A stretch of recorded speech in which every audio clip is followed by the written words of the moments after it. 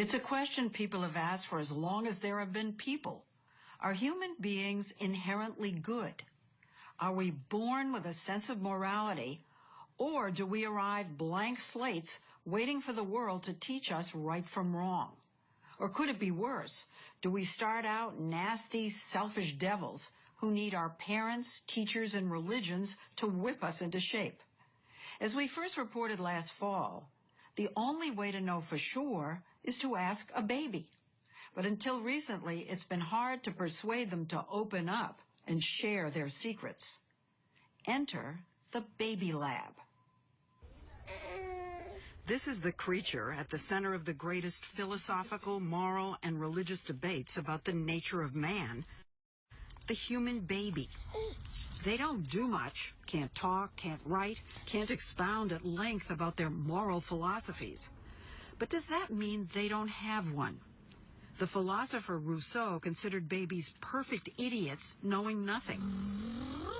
And Yale psychologist Karen Wynn, director of the Infant Cognition Center here, the Baby Lab, says for most of its history, her field agreed. Didn't we just think that these creatures at 3 months and even 6 months were basically just little blobs? Oh, sure. I mean, if you look at them, they kind of look like little, cute little blobs, but they can't do all the things that an older child can. They can't even do the things that a dog or a pigeon or a rat can. No pulling levers for treats or running mazes for these study subjects, but they can watch puppet shows. Up goes the curtain.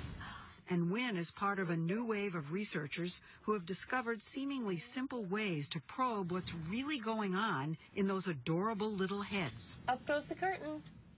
We watched as Wynn and her team asked a question that 20 years ago might have gotten her laughed out of her field. Does Wesley here, at the ripe old age of 5 months, know the difference between right and wrong? Wesley watches as the puppet in the center struggles to open up a box with a toy inside. The puppy in the yellow shirt comes over and lends a hand.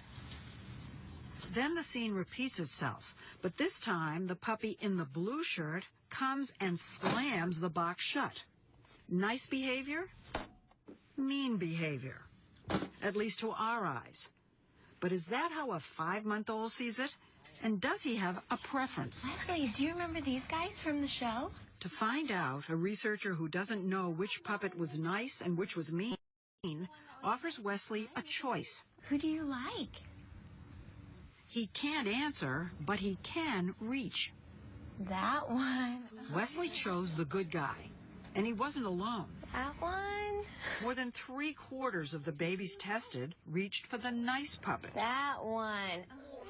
Wynn tried it out on even younger babies, 3-month-olds, who can't control their arms enough to reach. But they can vote with their eyes, since research has shown that even very young babies look longer at things they like. Which one do you like? Daisy here looked at the mean puppet for 5 seconds, then switched to the nice one for 33. Babies, even at 3 months, looked towards the nice character and looked hardly at all, much shorter times, towards the unhelpful character. So basically, as young as 3 months old, we human beings show a preference for nice people over mean people. Study after study after study, the results are always consistently babies feeling positively towards helpful individuals in the world and disapproving, disliking, maybe condemning individuals who are antisocial towards others. It's astonishing. Wynn and her team first published their findings about baby morality in the journal Nature in 2007, and they've continued to publish follow-up studies in other peer-reviewed journals ever since. For instance, on this experiment, they showed babies like James here a puppet behaving badly. Instead of rolling the ball back to the puppet in the middle, this green-shirted bunny keeps the other puppet's ball and runs away. Then James is shown a second show. This time, the bunny, who we just saw steal the ball, tries to open up the box to get the toy. Will James still prefer the puppet who helps out, or will he now prefer the one who slams the box shut? Who do you like? He chose the one who slammed it shut, as did 81% of babies tested. The study's conclusion, babies seem to view the ball thief as deserving punishment. So do you think that babies, therefore, are born with an innate sense of justice? At a very elemental level, I think so. We think we see here the foundations for morality. Some way to do the punishment. Paul Bloom is also a professor of psychology at Yale with his own lab. He's collaborated with Wynne on many of her baby studies, and he also happens to be her husband.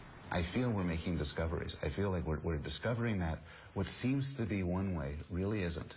What seems to be an ignorant and unknowing baby is actually a creature with this alarming sophistication, subtle knowledge. And he says discovering this in babies who can't walk, talk, or even crawl yet suggests it has to come built in.